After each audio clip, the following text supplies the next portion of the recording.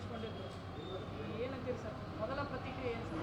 ಈ 37 ಜನ ನಗರಸೇವಕರೆಲ್ಲ ಆಪ್ತರನ ಅದ್ರೊಳಗೆ ಇವ್ರು ಆಪ್ತರು ಪ್ರಶ್ನೆ ಇಲ್ಲ. 37 ಜನ ಬಿಜೆಪಿ ಅವರು ಎಲ್ಲ ಬಿ ಜೆ ಪಿ ಅವರೆಲ್ಲ ನಗರಸೇವಕರೆಲ್ಲ ನಮ್ಮವ್ರ, ನಾವು ಅವ್ರವ್ರ.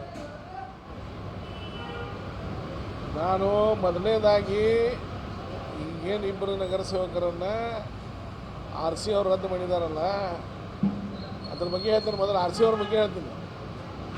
ಈ RC ಅವರು ರಾಜಕೀಯ ಒತ್ತಡಕ್ಕಾಗಿ ನಿರ್ಣಯ ತಕರಾರು ಕೊಡ್ತಾ ಇದ್ದೀವಿ. ಎರಡನೇದು, ಅವ್ರು ಮಾಡಿದ ಆರ್ಡರನ್ನು ತಗೊಂಡು IAS ಪ್ರಾಧಿಕಾರ ಏನದಲ್ಲ, IAS ಅಧಿಕಾರಿಗಳು ಸಂಬಂಧಪಟ್ಟಂಥ ಕೇಂದ್ರ ಸರ್ಕಾರ ವ್ಯಾಪ್ತಿಯೊಳಗೆ ಏನೇನು ಬರ್ತದ ಅಲ್ಲಿ ಹೋಗಿ ಅವ್ರಿಗೆ ಕಂಪ್ಲೇಂಟ್ ಕೊಡ್ತಾ ಇದ್ದೀವಿ. ಅದ್ರ ಜೊತೆಗೆ ಆಗ್ರಹ ಮಾಡ್ತಾ ಇದ್ದೇವೆ, ಇವ್ರು ಇಷ್ಟು ವರ್ಷ ಸರ್ವಿಸ್ ಮಾಡಿದಾಗ ಇಂಥ ಬೇಕಾಯ್ದಿಸಿದ ನಿರ್ಣಯಗಳು ಯಾವ ಮಾಡಿದ್ರೆ ನಾವೆಲ್ಲ ಎನ್ಕ್ವೈರಿ ಆಗ್ಬೇಕಂತೇಳಿ. ಯಾಕಂದ್ರೆ ಕಾಯ್ದೆ ಏನು ಹೇಳ್ತದ, ಮಹಾನಗರ ಪಾಲಿಕೆ ಸದಸ್ಯರಾದ ನಂತರ ಮಹಾನಗರ ಪಾಲಿಕೆಯ ಆಸ್ತಿ ಅಥವಾ ಮಹಾನಗರ ಪಾಲಿಕೆ ಸಂಬಂಧಪಟ್ಟಂಥ ಯಾವುದಾದ್ರೂ ಆಸ್ತಿಗೆ ಸಂಬಂಧಪಟ್ಟಂಥ ಅವರು ನೇರವಾಗಿ ಅದರೊಳಗೆ ತೊಗೊಂಡಿದ್ರೆ ಅವರ ನಗರಸೇವಕರ ಆದ ನಂತರ ಈ ತಿನಿಸುಕಟ್ಟೆಯೊಳಗೆ ಅವರು ನಗರಸೇವಕರು ಆಗೋಕ್ಕಿಂತ ಮೊದಲು ಈ ತಿನಿಸುಕಟ್ಟೆ ಅಲಾಟ್ಮೆಂಟ್ ಆಗಿರೋದು. ಎರಡನೇದು, ಇದು ಅಲಾಟ್ಮೆಂಟ್ ಅಲ್ಲ, ಆಕ್ಷನ್ ಆಗಿದ್ದದ. ಅಲಾಟ್ಮೆಂಟ್ ಅಲ್ಲ, ಅಲಾಟ್ಮೆಂಟ್ ಅಂದರೆ ಬೇರೆ, ಆಕ್ಷನ್ ಆಗಿದೆ ಅದು. ಮತ್ತು ಇದು PWD ಇಲಾಖೆ, ಇದು ಮಹಾನಗರ ಪಾಲಿಕೆ ಅಲ್ಲ.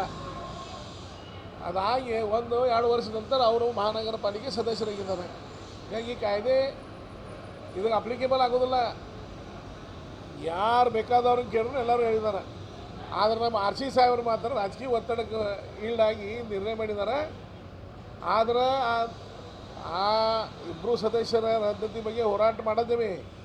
ಅದ್ರ ಜೊತೆಗೆ ಈ RC ಅವ್ರು ಏನು ಮಾಡಿದಾರಲ್ಲ, ಈ ಕರ್ನಾಟಕ ರಾಜ್ಯದ ಇತಿಹಾಸ ಒಳಗೆ ಇಂಥ ನಿರ್ಣಯ ಮಾಡಿದಂಥ ಅಧಿಕಾರಿಗಳು ಬುದ್ಧಿ ಕಲಿಸಿ ಮತ್ತು ಬರುವಂಥ ದಿವಸ ಒಳಗೆ ಯಾವ ಅಧಿಕಾರಿಗಳು ರಾಜಕೀಯವಾಗಿ ಹಿಂಗೆ ನಿರ್ಣಯ ಮಾಡಬಾರ್ದು ಅನ್ನುವಂಥ ಒಂದು ಇತಿಹಾಸ ಮಾಡೇ ತೋರಿಸ್ತೀವಿ. ಅದೇ ಎಲ್ಲರಿಗೂ ಗುರ್ತಾಗ್ತದ. ಆದರೆ ಅವ್ರು ಏನು ಹೇಳ್ತಾರೆ ಸರ್, ಮುನ್ಸಿಪಲ್ ಏನು ಕರ್ನಾಟಕ ಮುನ್ಸಿಪಲ್ ಕಾರ್ಪೊರೇಷನ್ ಕಾಯ್ದೆ ಇದೆ 1976ರ ಕಲಂ ಮಾಡಿ ನಾವು ಕ್ರಮ ತೆಗೆದುಕೊಂಡು. ಅಲ್ರಿ, ಆ ಕ್ರಮ ನಿಮಗಿದು ಅಪ್ಲಿಕೇಬಲ್ ಆಗೋದಿಲ್ಲ. ಅದು ಮಹಾನಗರ ಪಾಲಿಕೆ ವ್ಯಾಪ್ತಿಗೆ ಸಂಬಂಧಪಟ್ಟದ್ದೈತಿ. ಮಹಾನಗರ ಪಾಲಿಕೆ ವ್ಯಾಪ್ತಿಗೆ ಸಂಬಂಧಪಟ್ಟದ್ದೈತೇನೋ ಈ ಆಸ್ತಿ ಇಲ್ಲ. ಎರಡನೇದು, ಮಹಾನಗರ ಪಾಲಿಕೆಗೆ ಸಂಬಂಧಪಟ್ಟದ್ದು ಯಾವಾಗ ಬರ್ತದೆ, ಅವ್ರು ಕಾರ್ಪೊರೇಟರ್ ಆದ ನಂತರ ತೊಗೊಂಡಂತಾರೆ. ಕಾರ್ಪೊರೇಟರ್ ಆಗಿಂದ ಮೊದಲಿಗೆ ನೀವು ಯಾವುದೋ ಒಂದು ಮಹಾನಗರ ಪಾಲಿಕೆ ಆಸ್ತಿ ಆಪ್ಷನ್ಗೆ ಹೋಗಿದ್ದೀರಿ, ನಿಮ್ಮ ಮನೆಯವ್ರು ಆಪ್ಷನ್ನೇ ಭಾಗ ತೊಗೊಂಡ್ರು. ಆಮೇಲೆ ನೀವು 2 ವರ್ಷ ನಂತರ ಆದ ನಂತರ ನೀವು ಕಾರ್ಪೊರೇಟರ್ ಆದ್ರಿ, ನಿಮ್ಮ ರಾಜಕೀಯ ಪ್ರಭಾವ ಬೀಳ್ತದೆ ಅದ್ರ ಮ್ಯಾಗ. ಇದು ಒಬ್ಬ ಮೂರ್ಖಗೂ ಗುರುತಾಗ್ತದೆ, ಒಬ್ಬ ಮೂರ್ಖಗೂ ಗುರುತಾಗ್ತದೆ ಇದು. ಅಲ್ಲ, ಸದಸ್ಯರು ಆದ ನಂತರ ಹೆಂಗೆ ಕೊಡಕ್ಕೆ ಯಾರು ಕಾಯ್ದೆ ಒಳಗೆ ಬರ್ದಿದ್ದದ ಅವರು ತಮ್ಮ ಆರ್ಡರ್ ಒಳಗೆ ಹೇಳ್ತಾರೆ. ಕಾಯ್ದೆ ಒಳಗೆ ಐತಿ, ಅವ್ರು ತಮ್ಮ ಆರ್ಡರ್ ಒಳಗೆ ಹೇಳ್ತಾರೆ ತಮ್ಗೆ ಬೇಕಾದಂಗೆ. ಈ RC ಒಂದು ಕಾಯ್ದೆ ಐತಿ, ಇದ್ರೊಳಗೆ ಇವ್ರದ ಒಂದು ಹೊಸ ಕಾಯ್ದೆ ಬರ್ತಾರೆ.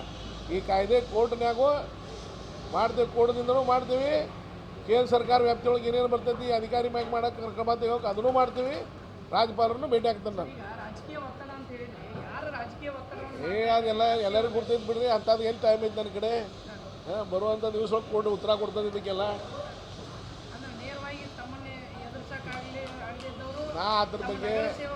ನಾವು ಅದ್ರ ಬಗ್ಗೆ ಒಟ್ಟು ಉತ್ತರ ಕೊಡೋದಿಲ್ಲ. ನಾವು ಅದೇ ಇನ್ನೂ 20 ಜನರು ಮಾಡಿರಿ, ನಮಗೇನು ಫರಕ್ ಬೀಳ್ತೈತಿ. ಜನ ಆರಿಸಿ ಕಳಿಸಿದಾರ, ಜನರೊಳಗೆ ಹೋಗ್ತೇವೆ ನಾವು. ಮತ್ತು ಈ ಬೇಕಾಯ್ದೆಸಿದ ನಿರ್ಣಯನ ಯಾರು ಒಪ್ತಾರ?